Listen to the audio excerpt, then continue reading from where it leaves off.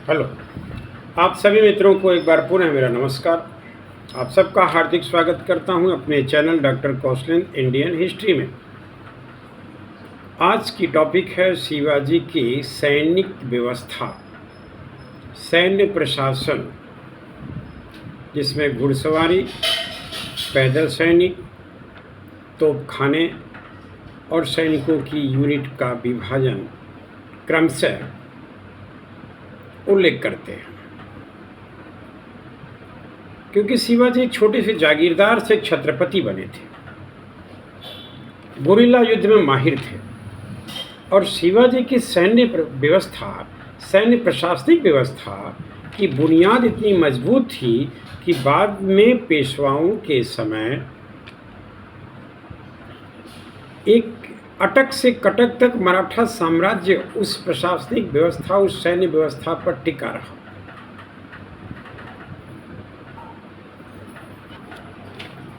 शिवाजी ने युद्ध के समय जो पहले सैनिक की भर्ती होती थी उसे समाप्त कर दिया और अस्थायी सैन्य व्यवस्था शुरू की। यानी कि सैनिकों की भर्ती अस्थायी रूप से कर दी गई। क्या वो 8 महीना किसानी और 4 महीना सेना नहीं बनेंगे, वो व्यवस्थित 12 महीने के लिए सेना बनेंगे।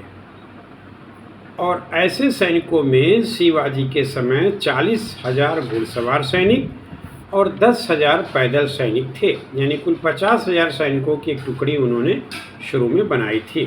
तो इस तरह से पैदल और घुड़सवार सैनिकों का अनुपात क्रमशः 1:4 रखा गया था। शिवाजी के लिए सैन्य प्रशासन में सबसे महत्वपूर्ण अगर पिलर कोई था तो वो दुर्ग था। छोटे और बड़े दुर्ग यानी कि किले लगभग शिवाजी के पास 240 से लेकर के 250 तक था, जो सैनिक प्रशासन में बहुत ही महत्वपूर्ण भूमिका निभाता था, नहीं मील का पत्थर साबित था दुर्ग। और दुर्गों की सुरक्षा का उत्तरदायित्व कुछ कर्मचारियों पर रखे गए थे। तो दुर्ग की यानी किले की सुरक्षा का जो सबसे महत्वपूर्ण अधिकारी था उसे हवलदार कहते थे। ये हवलदार की सबसे बड़ी योग्यता थी सैन्य कुशलता के साथ साथ वह मराठा जाति का हो, अन्य किसी जाति के वर्ग के लोगों को हवलदार के पद पर नियुक्त नहीं करते थे। यानी हवलदार सभी किलों में मराठा जाति के होने चाहिए, जो सबसे बड़े पद थे। उसके बाद किले के जो नागरिक प्रशासन की देखभाल की जाती थी उसके लिए सूबेदार का पद तय किया गया था और सूबेदार केवल और केवल ब्राह्मण जाति के बनाए जाते थे। इसके बाद जो किले में गोदाम होता था रसद वगैरह के लिए, हिसाब किताब करने के लिए, उस अधिकारी को कारकून कहते थे और कारकून केवल कायस्थ जाति के लोगों को ही बनाया जाता था। तो इस तरह से हवलदार मराठा जाति, सूबेदार ब्राह्मण जाति और कारकून कायस्थ जाति के विभिन्न जातियों के अधिकारियों को शिवाजी ने किले की सुरक्षा में लगा करके एक सामाजिक संतुलन को बनाने में महत्वपूर्ण योगदान दिया। इससे किसी भी वर्ग को कोई शिकायत नहीं था। शिवाजी के पास एक छोटा सा तोपखाना भी था जिसमें छोटे बड़े कुल मिलाकर के 200 तोपें रखी गई थी। इन्हें वो पुर्तगालियों से भी खरीदे थे, कुछ तो अंग्रेजों से भी खरीदे थे और कुछ फ्रांसीसियों से भी शिवाजी ने खरीदा था।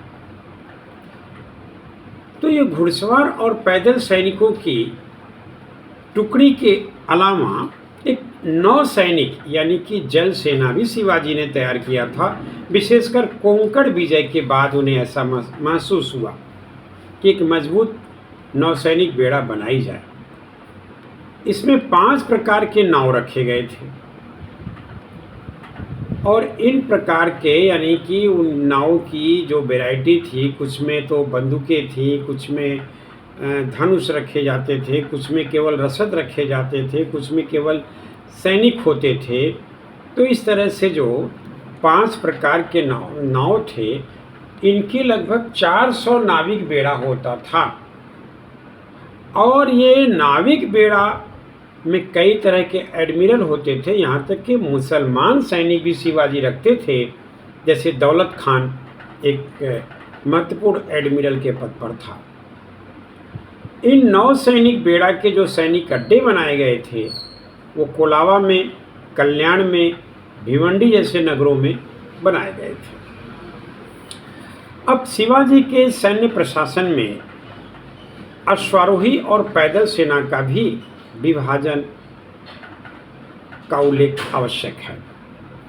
अश्वारोही सेना, जो कि पूरी शिवाजी की सैनिक प्रशासन की रीढ़ की हड्डी थी, यानी एक तरह से सबसे महत्वपूर्ण सैनिक अंग था,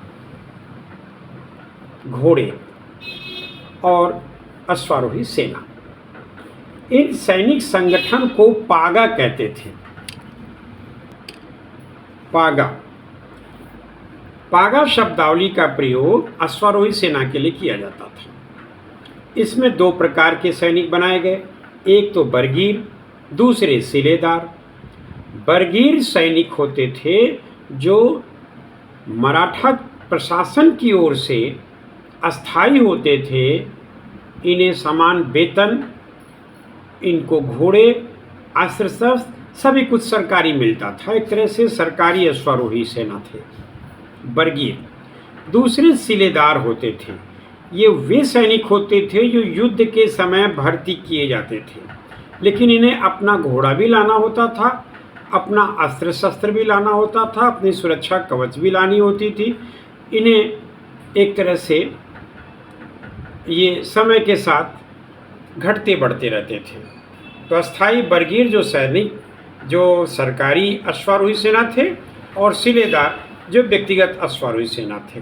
इस 2 प्रकार के घुड़सवारों को शिवाजी ने कुछ इकाइयों में बांट रखा था। इसमें न्यूनतम इकाई 25 का बनाया गया था, यानी 25 घोड़ों के जो सैनिक होते थे उन्हें एक बरगीर कहा जाता था। तो 25 बरगीर का एक यूनिट बनाया गया था। 25 बरगीर के एक यूनिट का अधिकारी को हवलदार कहते थे, जो मुखिया होता था, जो किले की सुरक्षा में लगाया जाता था। 5 हवलदार पर एक जुमलदार होते थे। 10 जुमलदार के ऊपर एक हजारी होता था। एक हजारी के ऊपर 5 हजारी होता था, और 5 हजारी के ऊपर सर-ए-नौबत यानी सर्वोच्च सेनापति होता था। यह था घुड़सवार सैनिकों का, पागा सैनिकों का विभाजन। अब आते हैं पैदल सैनिकों की ओर। तो शिवाजी के पैदल सेना को पाइक कहते थे। पाइक को पैदल सेना की जो सबसे छोटी इकाई थी वो 9 सैनिकों को मिला करके एक पाइक बनाया जाता था। इनके अधिकारी को नायक कहते थे, यानी नायक के अंतर्गत 9 सैनिकों की पैदल टुकड़ी होती थी। 10 नायक पर एक हवलदार होता था। 3 हवलदार पर एक जुमलदार होता था। 10 जुमलदार पर एक हजारी होता था, और 7 हजारी जो सबसे बड़ा पद होता था पैदल सेना का। और पैदल सेना के जो सबसे बड़े अधिकारी होते थे उसे भी सर-ए-नौबत यानी कि सर्वोच्च सेनापति के नाम से जानते थे। शिवाजी के समय 29 सेनापतियों के अधीन कुल 45,000 बरगीर यानी अस्थाई अश्वारोही सैनिक थे, और 31 सेनापतियों के अधीन कुल 60,000 सिलेदार यानी अस्थाई अश्वारोही सैनिक होते थे। इनमें 1 लाख पैदल सेना भी थे, 1260 हाथियों की फौज थी, और 3000 ऊंट होते थे जो रेगिस्तानी क्षेत्रों में आसानी से दौड़ सकते थे। शिवाजी की सेना में हिंदू और मुसलमान दोनों वर्गों को बराबर सम्मान मिला और ऊंचे पद मिले। शिवाजी ने युद्ध के समय भी ब्राह्मण और शत्रु पक्ष के स्त्रियों, बच्चों और उनके कृषि फसलों को कभी नुकसान न पहुंचाने के लिए कड़ा निर्देश जारी किया था। राज्य के सैनिक अभियान के समय परिवार के सदस्य साथ नहीं रखे जा सकते, ऐसा भी निर्देश दिया था, ताकि आपका पूरा ध्यान युद्ध के समय युद्ध पर लगे। इस प्रकार की तैयारी के बाद 17वीं शताब्दी में शिवाजी की सेना अजेय मानी जाती थी और इस सेना के 3 जो सिद्धांत थे, संयम, संगठन और अनुशासन, इसके साथ शिवाजी ने कभी समझौता नहीं किया। यही कारण है कि शिवाजी की सैन्य प्रशासन एक मजबूत सैन्य प्रशासन थी, जिस पर आगामी मराठा साम्राज्य का महल तैयार हुआ। अपनी बात यही समाप्त करते हुए